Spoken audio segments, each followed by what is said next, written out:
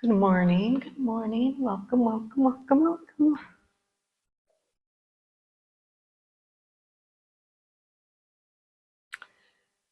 Um, where to start?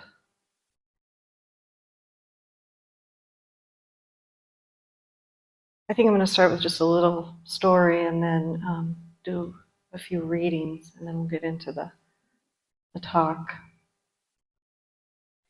You know, it's a impossible task to speak about the unspeakable.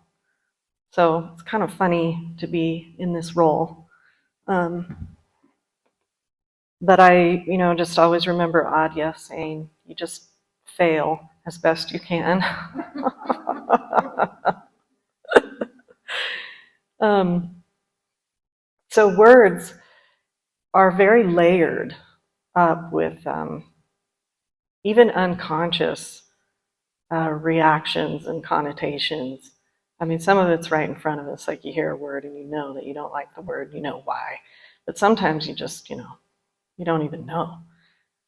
When I was a small child, I don't really know what age it ended, but when I was a very, very, very early reader, and I have always really loved words.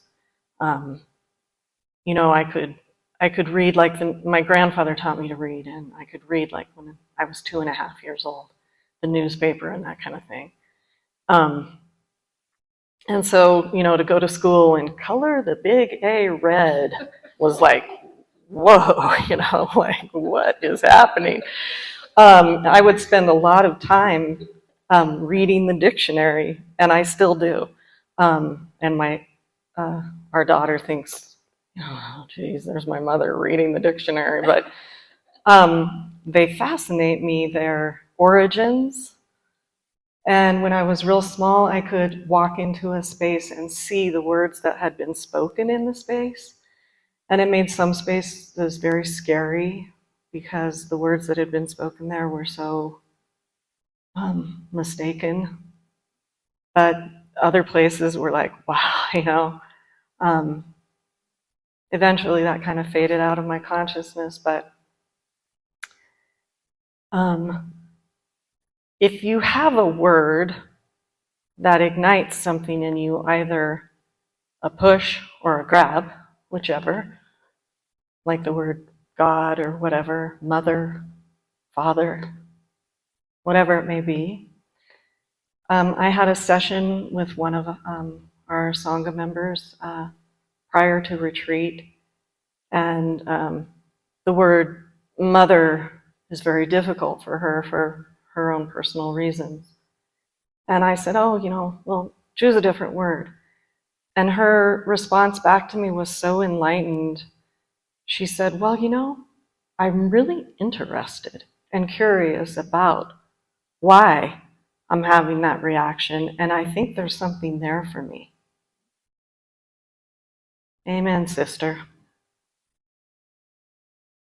It's the difference between reality is happening to me and reality is happening for me. That's the difference. So, we do what we can with these words. They have a lot of meaning, individually, collectively, culturally. Um, yeah. Perhaps it's a doorway. Okay, so I like starting out with readings. I don't know if it's like some old churchy thing inside of me or what. I didn't grow up in a church, but I did go to the Episcopal Church with a friend of mine for a couple of years, and the whole like a reading from Paul, and I'd be like, yes, something in me was like, yeah, I like that, and before the talk, I could go on with it. The whole like thing could be readings, but I'll limit it. Uh, Last night's, you guys' unbridled and sincere sharing really got me going. So first of all, I'm just going to read something that came forward here in response. When division ceases to exist, it ceases to exist. Division, it does not exist.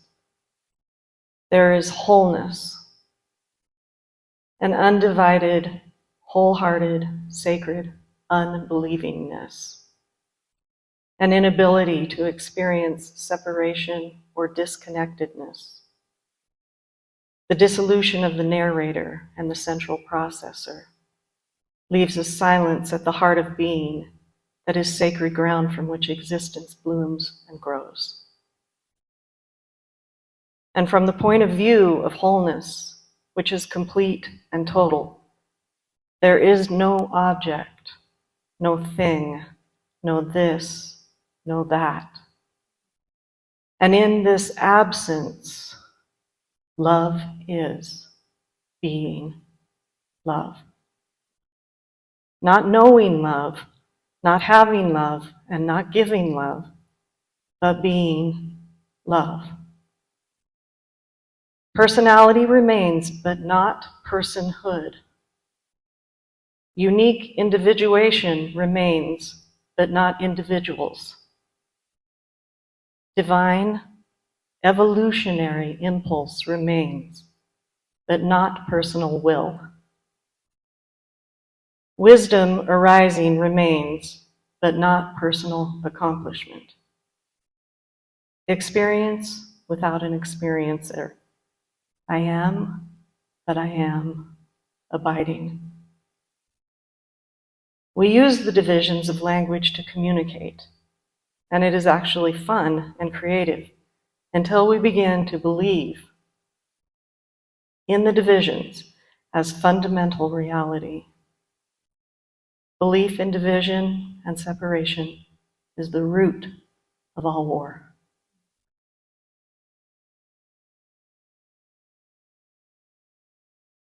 And from the Heart Sutra, body is nothing more than emptiness. Emptiness is nothing more than body. The body is exactly empty, and emptiness is exactly the body.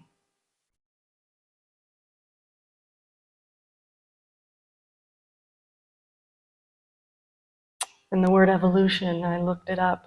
I was with it for a good hour. It was lovely. The origins are amazing. It comes from the word unrolling like a carpet, unfurling, and unfolding as to give a sense of development. She gives us what we want in hopes that someday we're going to want what she has to give.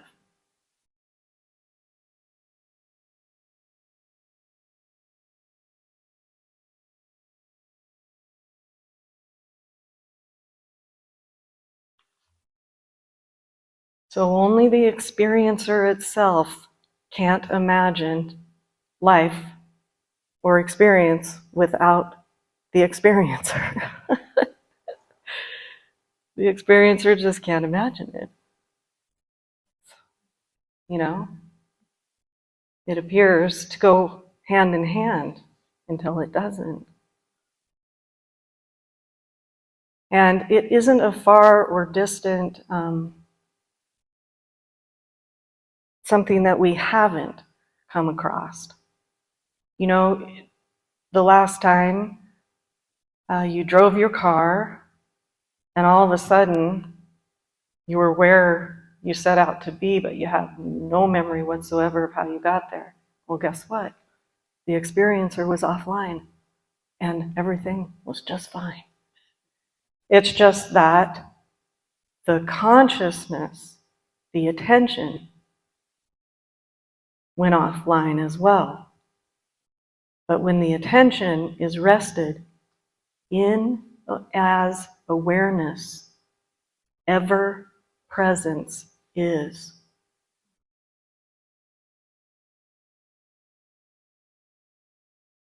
Deep sleep, doesn't matter. I think this is why people are so excited. I mean, not the only reason. This is on the edge, maybe. I don't know. About orgasm. because there's no me, you know? You can't hold it in that moment. And when that mediation, that experiencer, it's a mediator, the mediator that talks about, evaluates, narrates, describes what's happening, when that drops out, the whole of reality is orgasmic ecstasy. And that is an actual experience. And Dr. Hawkins used to say, I can't go there or the lecture will necessarily end.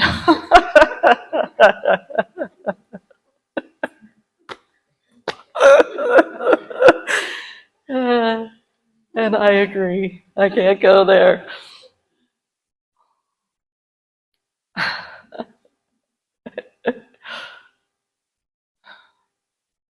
The beauty of Sufi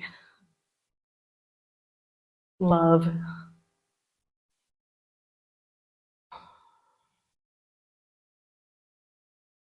So prior to, we want to think about it that way. It's not linear, but we're using words that are. Prior to I am is love. Prior. And the sense of I am is love enjoying itself, because that is the only way, is through a reflection. There's only wholeness. There is no object. There is no relationship. So there has to be a reflection for there to be anything.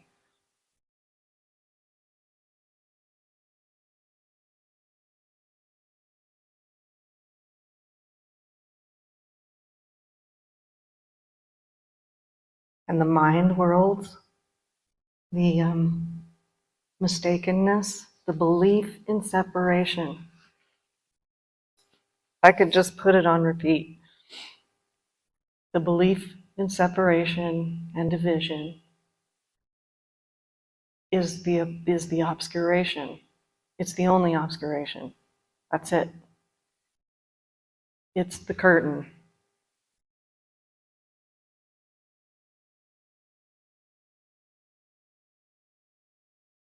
And that belief is of greater and different magnitudes within each mind world, the 8 billion mind worlds, right? I mean, some of the mind worlds, the magnitude of that belief is rape, torture, the whole thing. And in some mind worlds, it's very benign, and there's actually a sense of interdependence and interrelatedness, and it's mostly through the intellect, but nevertheless it guides a human being, like a person who is dedicated to the virtues, just to being good and nice, even though they still feel a sense of separateness and can be wounded and suffer as the world happens to them. They are not, their magnitude of war from the belief is generally against themselves.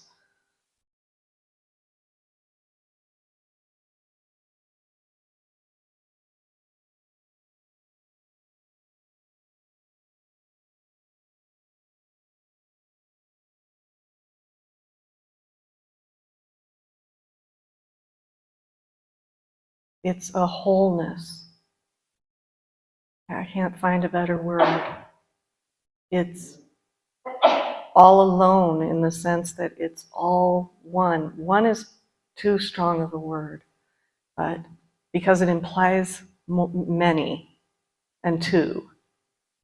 And I think it was Kabir that said, when it's zero, that's when the fun really begins. Something along those lines. I think in implying and speaking about the emptiness. is exactly the body. And the function within consciousness that is the intellect, and it is the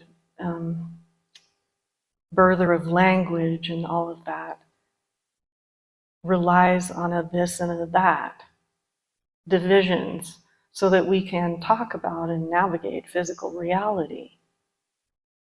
You know, this is, if any of you have ever had that drop out very quickly, you can't name a single thing. I mean, you're standing in the kitchen with a piece of bread in your hand and you got no idea what anything is. But eventually that starts kind of coming back so that you can speak and relate and all of that kind of thing. But it's never, ever, ever again believed as any kind of fundamental anything other than a tool. The intellect is a tool. And when it's illuminated, when one is present, inhabiting the heart of being, and that is illuminating the mirror of the mind, that's what we call genius. And that's what we call love, reflected through a creative intellect.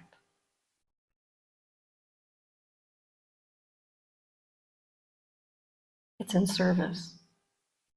I mean, even on the level of gross anatomy, I don't know if any of you are familiar with the HeartMath Institute. I love it. They do all this research about the physicality of the heart. And, you know, it gives like something like 10 times, or it might even be more. I'm never going to get the numbers right. A lot more signals to the brain than the brain gives to it during the day. It develops embryologically before the brain, the heartbeat. The mouth actually comes in and separates the heart and the brain at a certain phase. Isn't that amazing? The heart and the brain are one in the beginning, and then we speak.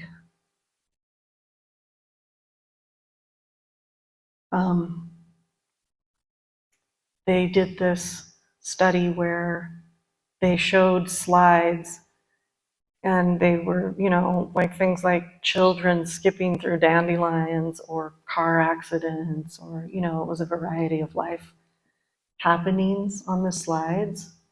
And then they measured the electromagnetic reactivity, both EKG and through the heart.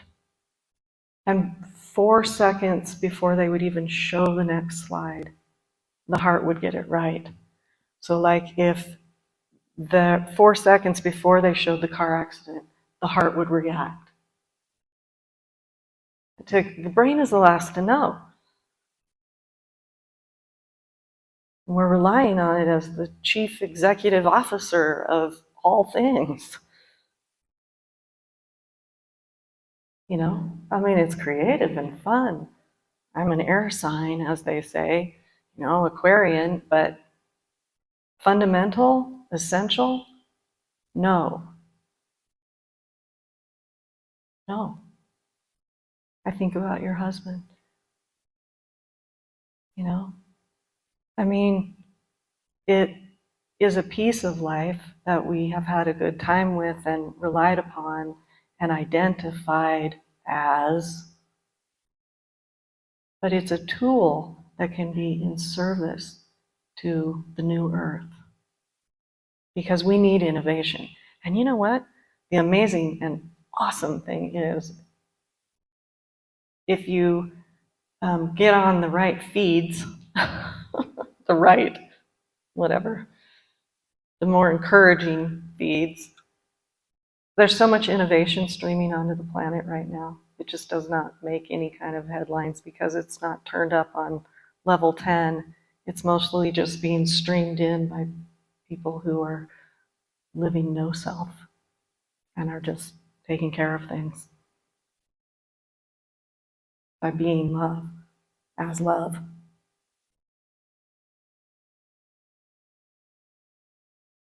So it doesn't need any Nobel Prize and all that.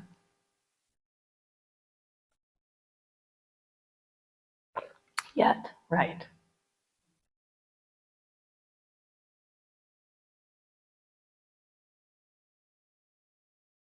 It's a belief, strangely enough. It's just an arrogance of mind that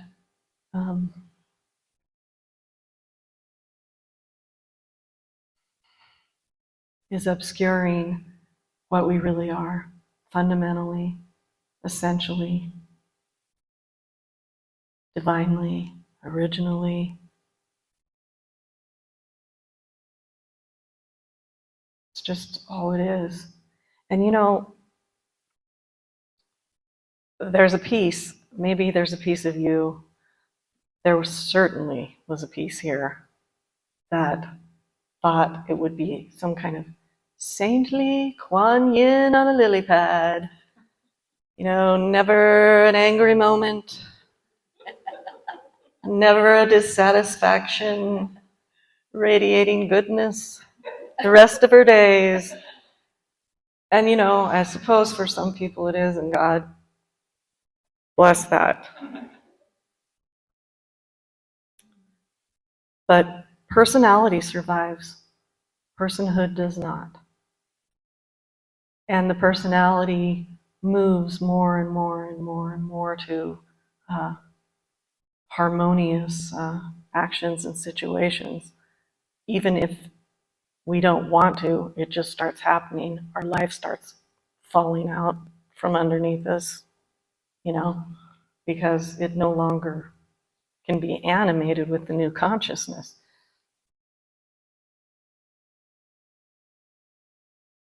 Preferences and all the rest. I've told it lots of times, but it had a big impression on me to be at Adya's retreat and to hear him say, when I go into the ice cream store, I still want chocolate. If that makes me less enlightened for all of you, I'm really sorry, but I don't like vanilla. I just want chocolate. Or I'm not going to walk in there and go, yeah, just slap anything on a cone, man. I'm enlightened. You know. The mind has some crazy, crazy belief structures that have absolutely nothing to do with reality. And you begin to see that, right? That begins to unfold. It begins to unfold where you find yourself very naturally questioning into a lot of the stuff that has seemed very real and almost like guided you all of your life. You know, made you feel safe, made you feel, you know, all the things that it makes us feel. All of a sudden, it's like, sitting wrong, you know, not. I can use ranching metaphors because Jim's in the audience. It's like a burr under your saddle. Not right. No, it doesn't feel good.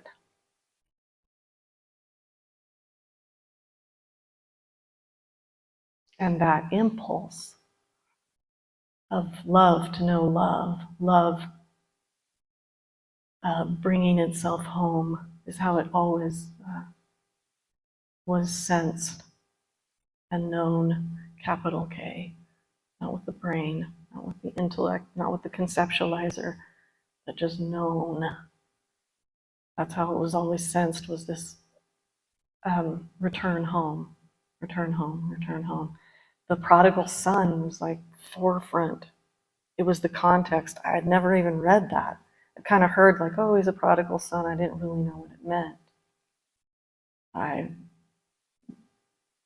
experienced it, the welcoming back, the welcoming home, and the feast, and the ecstasy, and the whole thing.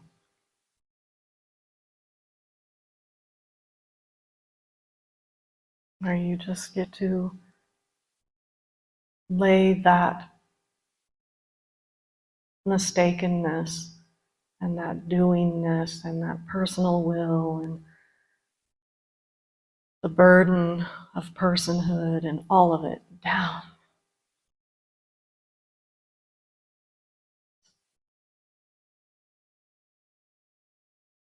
And it doesn't mean that you're not called. I mean, maybe for a period of time, there could be like a hermitage or not doing much, or I don't know, but it's been my experience. And I know it's Sharon's because she and I have talked about it many times that true nature will employ itself if it's inhabited with,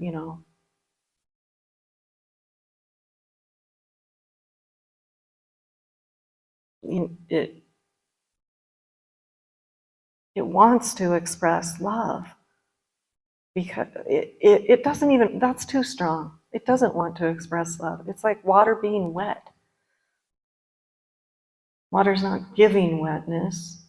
It's not wanting to make people wet. It's wet. It's wet. True nature in expression is love fundamentally. It can be perceived through obscuration. We call the small self, the me, the belief in separation, and then it's hell.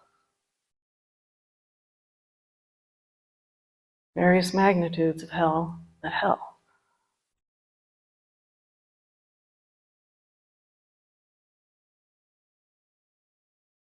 But it's such a leap.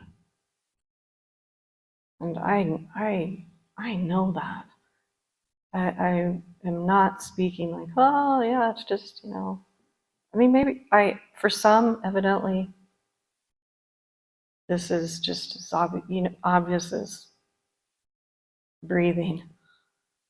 It wasn't here. There was a whole process, a journey, and an unfolding, a continued unfolding as it continues to illuminate and express.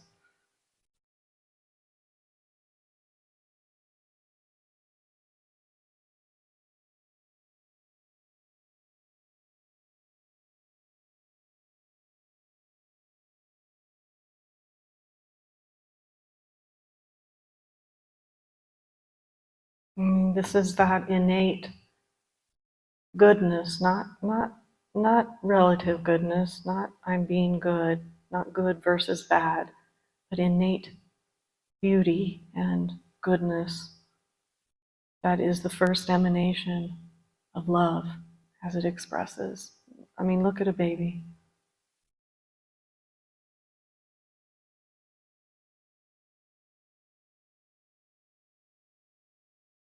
Or look at what we call nature, which is absolutely whole, meaning we're not apart from it, but we can start there and then eventually we invite ourselves into that as well. Because, the separate self doesn't feel natural. It doesn't feel natural. So there's a reason, I think, that it looks outward for nature.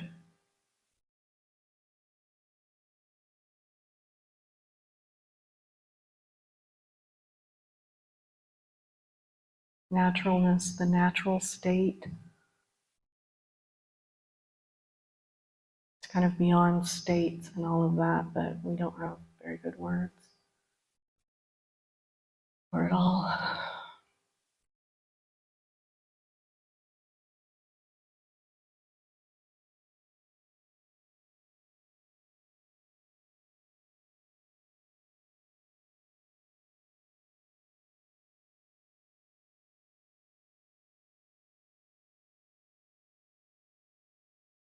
So we have to look into all of this division We have to look into it. Bring presence, the presence that we've discovered as the spontaneous ground. And that's really it. There's, the dissolution is natural in the clear light of awareness and deep presence. Everything wants to be seen.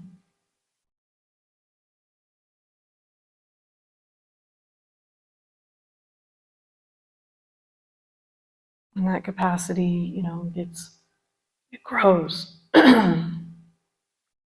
There's periods of times in the phases where one could be just way too sensitive for all kinds of things, like when the cities are running and Kundalini's rising and the senses are like transmuting. And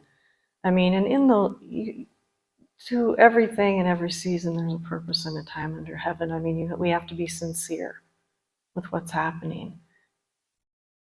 But we have the examples on the planet, right, of those whose capacity was so present, no wavering, like Thich Nhat Hanh in the killing fields, Ellie Hillison in Auschwitz, Martin Luther King. We have the examples. I'm sure I'm forgetting some, who were so unwavering present that the capacity was, they didn't have to keep anything out or other. Nothing. It was completely realized that all is all is all is all, and that the transmutation is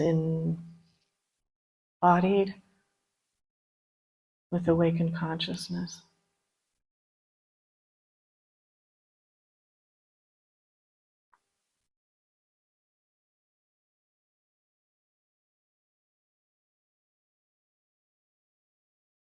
And the deep realization of emptiness, which is not a great word for Western minds, but actually I might just read something from Thich Nhat Hanh right now, if I can reach it. Says it better than I can say it. He's my hero. Faith and love are one wholeness and can only emerge when you penetrate deeply the empty nature of the phenomenal world, when you can see that you are in everything and everything is in you. Meaning everything. He didn't walk through the killing fields in otherness with an enemy. He wouldn't have been able to. Nobody in separation can bear that kind of experience. There's no way. There's all that takes wholeness.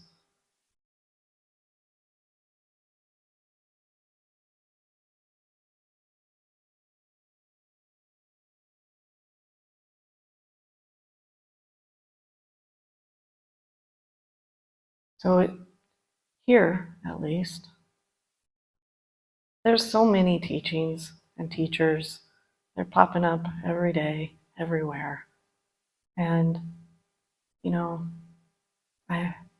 we all resonate with what we resonate with, and that will enliven that impulse to discover once and for all one's true nature. But it begins with kindness. I feel like compassion is almost too big of a word for the Western psyche. But kindness we can do. Compassion sometimes takes a little bit more practice, I think, than we have, and an understanding that of emptiness that maybe we're moving towards, but it's maybe not common. I don't know. I don't know, guys. I like the word kindness.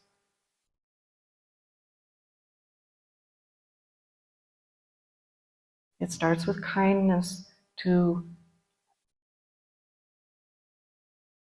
the inner workings, the practice, whatever you want to call it, the unfurling, and whatever that entails. And at different levels of consciousness, the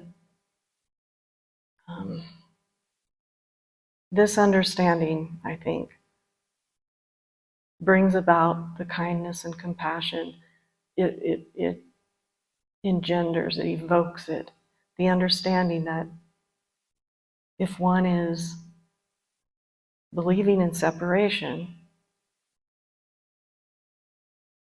depending on how deeply that belief, that conditioned belief is running as the agenda, one only has certain choices.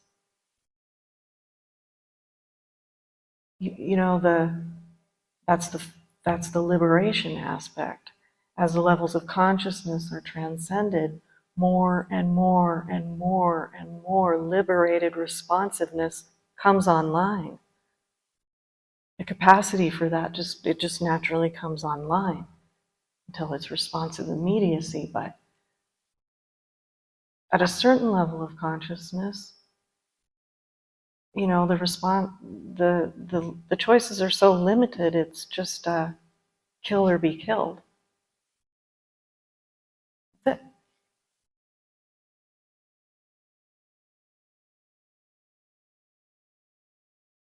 So understanding that brings about the compassion,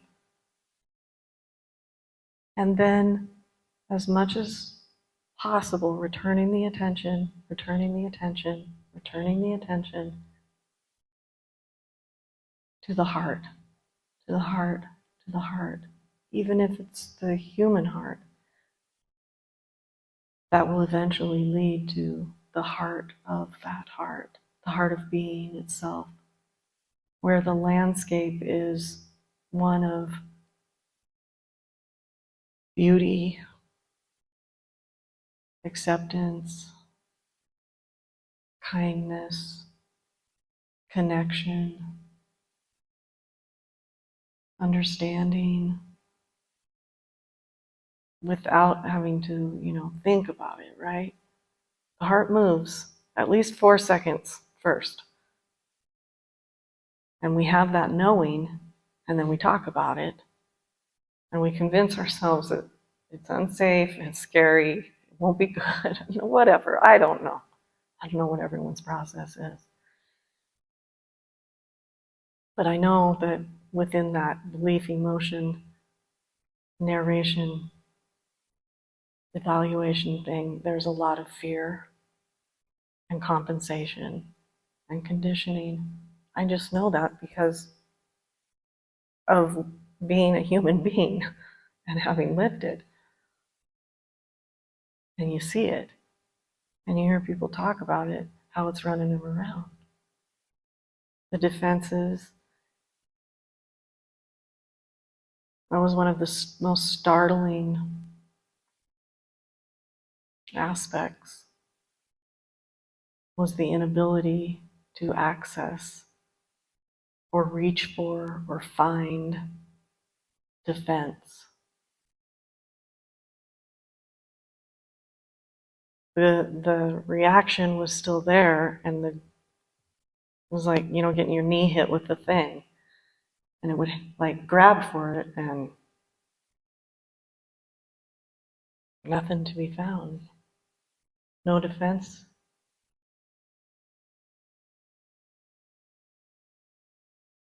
No ability to be other or otherize. there was actually still a little bit of like, wanting to.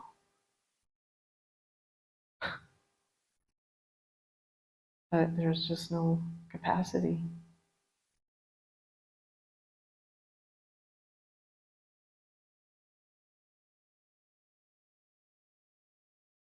Okie dokie. I want to read one thing to end because it's kind of fun and it's usually a crowd pleaser. If I can say one thing that makes people, okay, finally. It's from Kabir. It's so great. I wish I could even be a quarter of this humorous and still like totally get it across.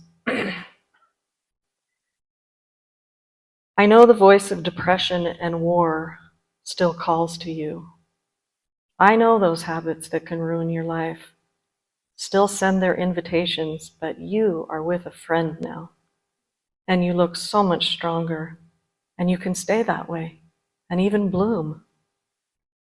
Learn to recognize the counterfeit coins that may buy you just a moment of pleasure, but then drag you for days like a broken man behind a farting camel.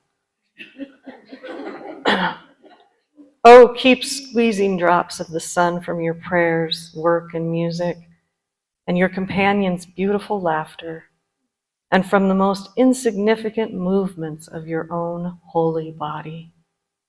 Now, sweet one, be wise. Cast all your votes for dancing.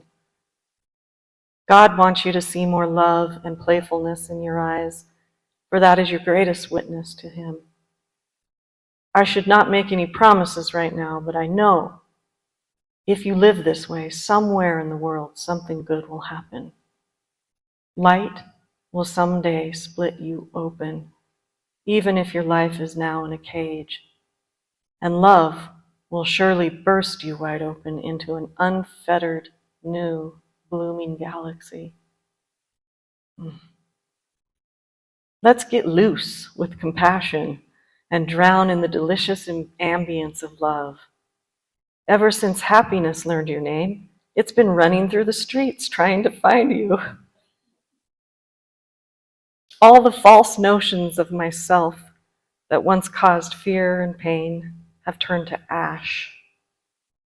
As I neared God, love is the funeral pyre where the heart must lay its body. Sing, because that is the food our starving world needs. Laugh, because that is the purest sound. I have come into this world to see this.